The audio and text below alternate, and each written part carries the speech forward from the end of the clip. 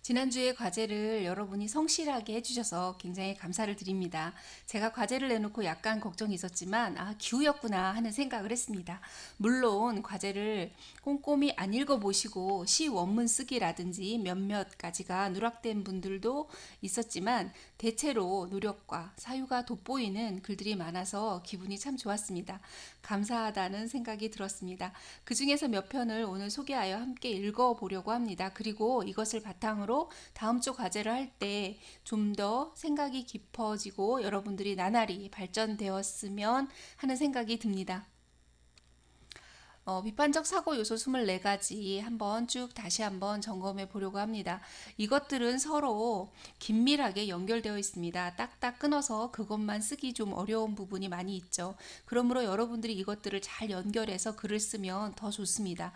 다만 생각이 안 날 때 혹시 뭔가 놓치고 있는가 등을 생각할 때 이 24가지 요소들을 점검하면 더욱 좋겠습니다. 예, 하나씩 읽어보려고 하는데요. 일일이 여러분들에게 허락을 받지 못하였으므로 성명을 쓰지 않았습니다. 잘된 글이니까 여러분들이 이게 괜찮았구나 라고 생각하시면 좋겠고, 이거를 읽으면서 여러분들이 앞으로 과제를 할 때 참고하셨으면 좋겠습니다. 농담 한 송이를 과제로 내신 분이 상당히 많았습니다. 저는 깜짝 놀랐는데요. 읽어보겠습니다. 한 사람의 가장 서러운 곳으로 가서 농담 한 송이 따서 가져오고 싶다. 그 아린 한 송이처럼 비리다가 끝끝내 서럽고 싶다. 나비처럼 날아가다가 사라져도 좋을 만큼 살고 싶다. 라는 시인데요. 이 1번 목표, 목적, 의도를 활용해서 쓴 글이더라고요. 시인의 목표는 서러움 속의 농담을 발견하게 하는 것이다. 서러운 일이 가득한 인생이지만 그 속을 들여다보면 나비처럼 날 수 있게 하는 면도 있을 것이다. 그리하여 살아내고 싶은 간절함이 서럽게 묻어난다. 예. 또 다음에 허수경 선생님 작품 중에 발이 부은 가을 저녁이라는 작품이 있었는데, 별빛에 퉁퉁 부은 발을 물끄러미 바라보다가 아직도 걷고 있는 이 세계의 많은 별들을 생각합니다. 바다를 걷다가 결국 돌아오지 못한 발들에게는 차마 안부를 묻지 못할 거라 생각하니 사무칩니다. 라는 시인데요. 이거는 부분입니다. 좀 길은데 아마도 이 부분만 원문을 보냈습니다. 저도 그래서 그냥 길어서 이 부분만 실어서 소개합니다. 읽고 싶은 분들은 시집 요 제목만 쳐도 아마 나올 거란 생각이 드는데 한번 찾아서 읽어보시기 바랍니다. 이렇게 썼더라고요. 이 시는 바쁜 현대인들의 삭막한 현실을 다루고 있다. 이렇게 썼거든요. 여러분들이 생각을 쓸 때 여기 이제 문제나 논점, 쟁점으로 쓰지만 이 문제라는 말을 쓰지 않고도 문제를 쓸 수 있습니다. 바로 이런 문장 같이 여기다 문제를 넣어도 자연스럽습니다. 이 시는 바쁜 현대인들의 삭막한 현실의 문제를 다루고 있다. 이렇게 해도 괜찮잖아요.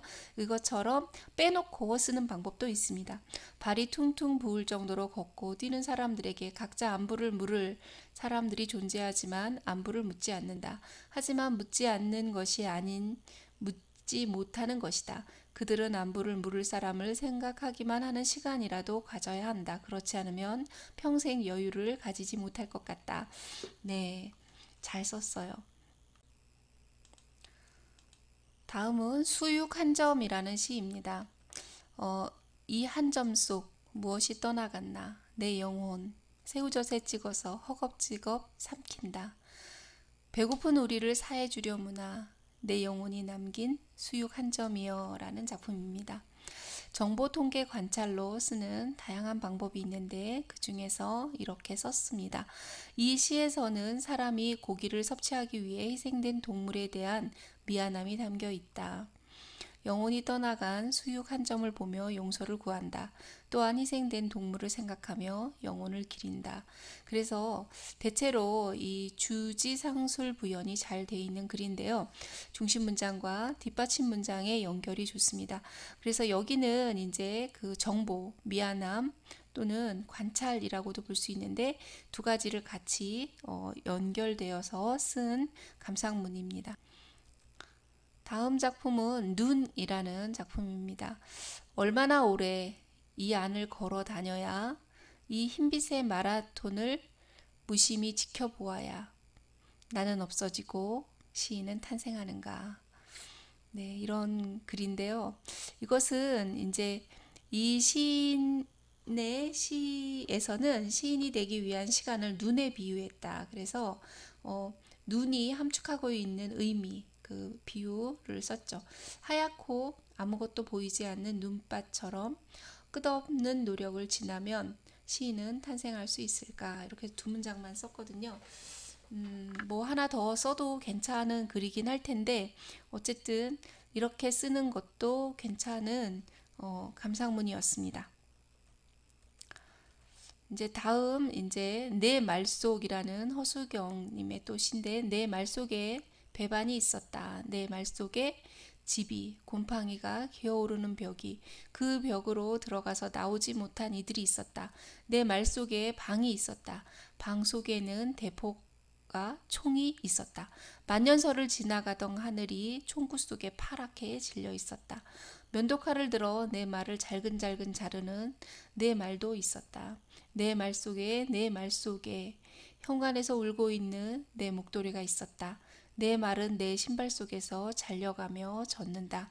내 말 속에는 박히지 못하는 못이 철 넝쿨이 되어 내 입을 점령하고 있었다라는 시입니다. 이것도 역시 이런 걸로 이제 써봤네요. 이 시에서는 말은 화자에게 상처를 주는 장치이다. 예, 정확히 읽었죠. 말 속에 배반이 있고 곰팡이가 기어오르는 벽이 있고 총이 있다. 이렇게 뒷받침 문장을 쓸 때 앞에 나와 있는 시의 언어들을 활용해서 쓰면 좋습니다. 화자는 그런 말 속에서 아픔을 느낀다. 네, 점령당하고 있고 파랗게 질려 있고 이런 것들로 봐서 이렇게 감상할 수 있을 것 같습니다. 자, 이제 오은 선생님 작품이 상당히 많았는데요. 오은 선생님 작품이 그 인터넷에도 보면 굉장히 많이 있어서 블로그 같은 데서 오운 쳐가지고 과제를 내신 분들도 많더라고요. 저한테 시집을 사야 되나 말아야 되나 막 이런 거 많이 질문하셨는데 시집 정말 싸잖아요. 그래서 여러분들이 소장 가치 있는 시집만 제가 소개했으니까 사셔도 좋을 것 같고 어쨌든 이렇게 찾으시면 굉장히 많이 나오니까 읽어보셔도 거기서 읽어보시고 과제를 하셔도 좋겠습니다. 반지하로 과제를 내신 분이 굉장히 많았어요. 네, 좀 인상적이었나 보다 하는 생각이 듭니다. 반은 지하라는 말은 반은 지상이라는 말도 될 텐데 공간은 왜 아래를 향할까? 말은 왜 아래를 향할까? 지향할까? 피곤한 날에는 하늘이 더 높아 보였다. 삶은 왜 위를 향할까? 왜 자꾸 비상하려고 할까?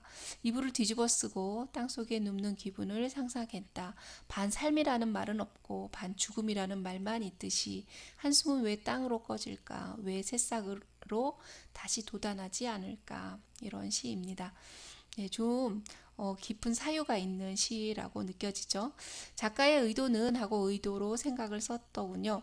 고단한 삶에 대한 격려이다. 우리는 끝없이 올라가는 삶의 위치만을 바라본다. 그리고 그 위치에 도달하지 못했을 때 그 암울한 결과만을 생각한다. 가끔은 무거운 짐을 내려놓아 보자. 그리고 나 자신에게 지금까지 해온 것들의 격려를 선물하자. 이래서 격려이다라고 하면서 나에게 격려를 선물하자. 이렇게 해서 권유형으로 마무리를 했네요.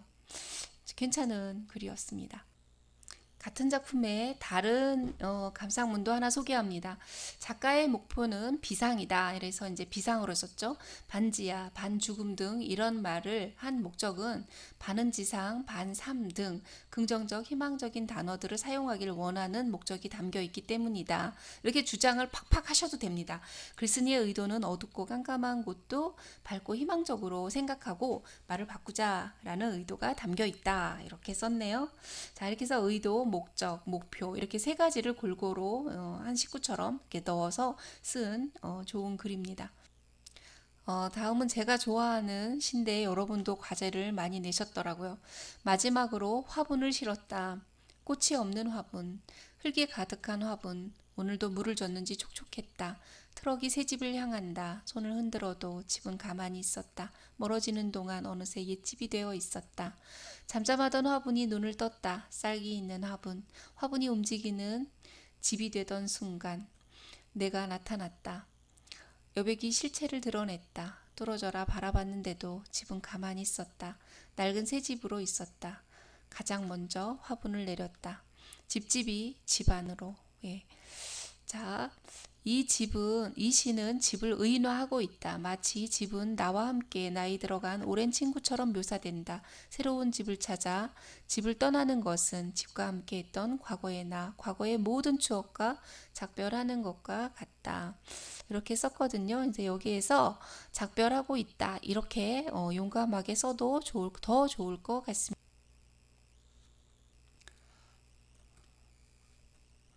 다음 작품은 이제 모자이크입니다. 거의 다 왔어. 거의는 아직 끝나지 않았다는 말이다. 채울 것이 남아 있었는데 조각을 얻지 못한 틈에서 성토하듯 빗살이 쏟아졌는데 거의 여전히 부족하다는 말이다. 완성되지 않았다는 말이다.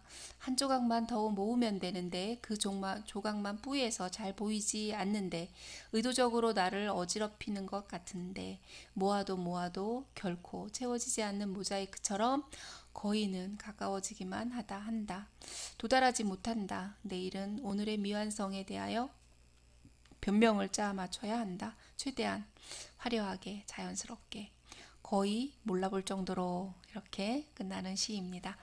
자, 이렇게 했네요. 아직 완벽에 도달하지 못했지만 현실에 나에 안주하는 것이 문제이다. 온갖 변명을 늘어놓으며 나에게 채찍이 아닌 덩금만 주는 것은 결코 모자이크를 채우지 못한다. 완벽하다고 생각하는 내가 사실 완벽으로 포장하고 있는 것은 아닌지 생각해 봐야 한다.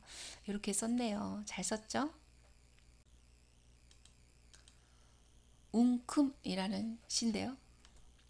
겨울에는 눈을 뭉치고 봄에는 흙을 움켜쥐고 여름에는 사탕을 짚고 가을에는 갈대꽃을 안고 이듬해 겨울에는 머리카락이 빠지고 있었다. 무엇을 해도 되는 나이. 그러나 아무 것이나 하면 안 되는 나이. 덥기에는 늦어서 겁을 지워 삼켰다. 네. 이 시는 계절의 변화에 따른 시간의 흐름으로 시를 표현하였다. 시간이 흐르면서 화자의 모습도 변화되고 있다. 무엇을 해도 되는 나이, 그러나 아무 것이나 하면 안 되는 나이라는 문장에서는 역설적 표현을 통해 화자가 혼란스러워하는 감정을 그대로 느낄 수 있었다. 예, 이렇게 썼네요. 어, 그 시간의 변화, 이런 흐름, 이런 표현, 을 본 것을 함축된 것으로 생각해서 이 7번에다가 제가 항목을 매겨봤습니다. 자, 패러다임이라는 시인데요. 왼손이 말을 걸어왔다. 마음이 아파. 가슴이 찢어져. 오른손은 단박에 왼손을 움켜쥐었다. 가능했다. 한동안 잡은 손을 놓지 않았다. 어느 날 왼손이 걸어왔다. 왼발도 아니면서 오른손은 머리가 아팠다. 왼손은 이해할 수 없었다. 오랜 동안 잡은 손에는 땀이 맺힐 대로 맺혀 있었다. 오른손은 단숨에 왼손을 뿌리쳤다. 능가했다. 왼손은 마음이 아파 가슴이 찢어져 잠시도 가만히 있을 수 없었다. 오른손은 당분간 땀만을 이해하기로 한다. 네. 패러다임은 어떤 한 시대 사람들의 견해나 사고를 지배하는 이론적 틀이나 개념의 집합체이다. 이 시는 오른손과 왼손을 의인화하여 오른손잡이를 고집하는 고정관념에 대한 문제를 다루고 있다. 시에서 오른손은 굉장히 능동적으로 생각하며 왼손은 단지 오른손이 하는 대로 따라갈 뿐이다. 왼손 또한 오른손처럼 능동적으로 행할 수 있다는 사실을 통해 아직 남아있는 고정관념을 없애야 한다. 이렇게 해서 개념, 그 다음에 문제 이렇게 썼죠. 이런 식으로 써도 좋습니다. 이렇게 이제 여기 꼭 단지 나와 있는 하나의 개념을 쓰는 게 아니라 여러 가지를 연결해서 쓰는 거를 말씀드린 겁니다. 여러 가지를 넣어서 자연스럽게 연결되면 좋은 것 같아요. 네. 자, 그 다음에 이제 여러분에게 1번 과제가 뭐였냐면 논점을 정리해서 내는 건데 제가 여러분에게 과제를 낼 때 이렇게 논점 정리표를 만들어 내라고 했는데 몇몇 분들이 이 표가 누락된 분들이 있었어요. 그래서 표를 꼭 써보고 정리를 하는 습관을 가지면 좋은데 빠셨더라고요. 그래서 이제 이렇게 했는데 잘 정리가 된 것을 제가 이렇게 한번 소개해 드립니다. 그래서 이제 문제를 젊은이들이 통일 비용에 대한 공포감에 짓눌려 있는 것이 문제이다. 그래서 문제의 핵심 잡았고요. 핵심 통일 비용, 북한 투자, 남북 네트워크 이렇게 하면서 근거 세 가지 썼습니다. 그래서 주장을 통일 비용, 포피아를 떨쳐내고 한반도의 발전을 이뤄내야 한다라고 정리를 했죠. 굉장히 깔끔하게 정리를 잘한 학생입니다. 앞에 논점 정리를 바탕으로 이렇게 논지를 정리한 글입니다. 그대로 쓰면 되죠. 예, 이 글의 저자는 젊은이들이 통일 비용에 대한 공포감에 짓눌려 있는 것이 문제라고 하면서 이렇게 문제를 딱 제시하고 통일 비용 포비아를 떨쳐내고 한반도의 발전을 이뤄내야 한다고 주장하고 있다.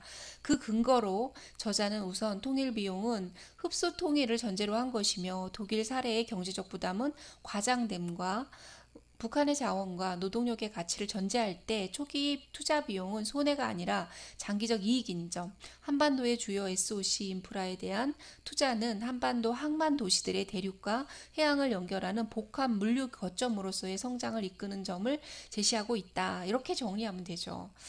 다음 보겠습니다. 다음 이제 이렇게 독도에 관한 걸로 또 정리가 잘 된 게 있어서 이것을 소개합니다. 일본이 잘못된 역사를 미화하며 독도에 대한 권리를 주장하고 있다. 핵심어 독도 일본 역사 평화 이렇게 근거 1, 2, 3 있습니다. 주장은 일본은 세계 평화를 위해 잘못된 역사를 청산하고 독도에 대한 권리 주장을 포기해야 한다 이렇게 말하고 있죠. 이렇게 논점을 정리한 걸 바탕으로 논지를 다음과 같이 정리했습니다. 논지 정리한 거를 보면 이 글의 저자는 일본이 잘못된 역사를 미화하고 독도에 대한 권리를 주장하는 것이 문제라고 하며 일본은 잘못된 역사를 청산하고 독도에 대한 권리 주장을 포기해야 한다고 주장하고 있다. 그 근거로 한국의 많은 정부 문헌에서 독도에 관한 기록을 발견할 수 있고 지리적으로도 일본의 영토보다 울릉도가 훨씬 가까우며 국제법적으로도 독도는 한국의 영토에 포함되어 있다. 이러한 근거로 일본이 역사를 왜곡하고 있다는 사실을 제시할 수 있다. 이렇게 이제 그 논점 정리와 논지 정리가 잘 된 두 편을 소개합니다. 다음 과제할 때 이렇게 참고해서 과제 내용에서 빠짐없이 잘 해주셨으면 합니다. 어, 제가 이제 이렇게 읽어보니까 여러분이 그 어, 비판적 사고를 하며 이제 글을 쓸 때 어떻게 활용하면 될지 좀 감이 오실 것 같아요. 그쵸? 그런데 이제 제가 여러분들의 과제를 쭉 읽으면서 조금 안타까운 점이 하나 있었어요. 그게 뭐냐면 그 윤재림 시인에 대한 과제를 내신 분이 없더라고요. 그래서 제가 하나 소개하면서 오늘 강의를 마치려고 합니다. 여러분 이 꽃 보니까 이 꽃 뭔지 아시겠어요? 정말 예쁘죠? 예, 해당화입니다. 해당화를 이렇게 예쁘게 사진 찍은 게 있더라고요. 이 해당화의 아름다운 점을 정말 예쁘다, 뭐 곱다, 뭐 이렇게 표현하기에도 좀 아쉬움이 있을 정도로 정말 아름다운 꽃인데 이런 꽃을 보면 어떤 시를 쓰고 싶을까요? 윤재림 시인은 해당화를 보고 바로 이런 제목을 썼어요. 국세청에 드리는 제안. 정말 충격이죠. 그렇지 않나요? 저는 정말 충격이었거든요. 국세청에 드리는 제안. 저는 이런 시는 정말 윤재림의 어떤 특허가 아닌가 하는 생각이 듭니다. 근데 국세청에 드리는 제안하고 해당화가 무슨 상관이 있을까요? 예, 이렇게 시작해요. 국립공원 속리산 정이품송이나 경상북도 울진군 백암 온천 가는 길 백일홍한테 무슨 일을 더 시키겠습니까? 미인은 면세가 마땅합니다. 이렇게 썼네요. 자, 막 이렇게 빙글에 웃음도 나오고 또 이게 뭔 말이지? 하고 다시 한번 읽어보게도 하는 그런 것이 바로 시인 거죠. 자, 오늘 강의 여기서 마치도록 하겠습니다. 감사합니다.